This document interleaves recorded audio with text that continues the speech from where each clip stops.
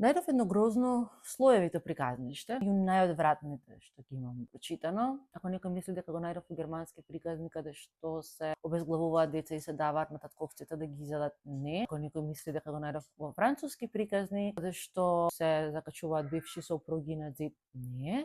Ако некој мисли дека го најдов во италијански приказни каде што се дере кожа за убавина, не. Ова грозно приказниште го најдов кај Марко Цепенков. Како се родила чумата? Пред да има чума на земјава, си бил некој цар што живеел во земја каде што секогаш било топло, ненормално лош, само зло и гадни работи му правел на народот, и не само што кај што стигнал сеел зло, него и најголемото зло што го имал било што секоја жена што ќе ја видел морал да ја обесчести. Дури и за срамота е човек да каже како и безчествувал, вика Марко. Имала некоја сиромашна жена, имала ќерка и двете биле многу побожни и често оделе во црква. Еден ден, кога оделе во црква, царот ги видел, ја видел ќерката, се допаднала ќерката и веднаш пратил луѓе по неа да му ја донесат. Отишле, ја донеле, му ја однеле. Кога ја однеле, царот сакал да ја нападне, меѓутоа девојчето било многу добро, многу чедно, многу побожно и не се давало. Видел безчесниот цар дека девојчето ќе умре, ама нема да се предаде, и ја пратил да ја мачат, додека не се одоброволи, не знам како да кажам.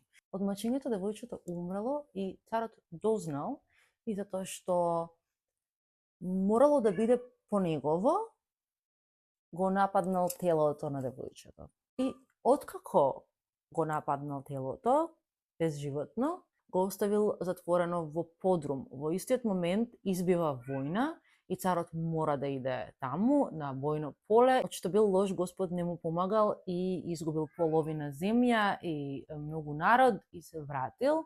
Уште полош од предходно. Се вратил после 9 месеци и му тикнало да види што се случило со девојчето мртво што го затворил во подрум. И кога се симнал таму, видел дека девојчето воопшто не е распаднато, него лежи исто како кога го оставил, како да спие, само нешто кај срцето му е отечено, значи нешто му мрда.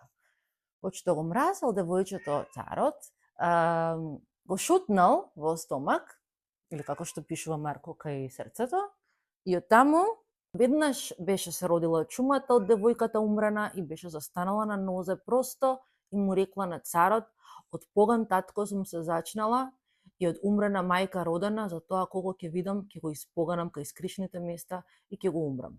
Тебе те видов за прв пат, татко, и тебе ќе те испоганам за веднаш да умриш, за што си сторил да најдеш. Прво го утепала собствениот татко, потоа излегла и се што ќе нашла пред себе зло, го поганела и го умирала. Кога ќе ги изумрала сите лоши луѓе во местото каде што била, одела се селела во друг град и таму ги поганела и ги убивала луѓето. Ето така настанала чумата по Марко Цепенков. Јас сум запрепастена.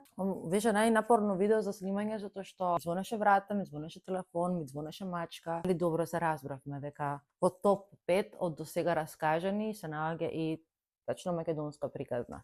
Приказната се наоѓа во 9-та книга од собраните легенди и преданија од Марко Цепенков, заради која морав да се застанам во библиотека оде во Браќа Миладиновци и излезе дека е тоа една од најпаметните работи што сум ги направила не само за 25-та година, него општо. Мислам сега вака функционираат библиотеки со години, ама мене дури сега ми текнува дека не мора сите книги на светот да се купат, не мора за сите книги да се најде место, може да се помагаат библиотеките и да се работи со нив.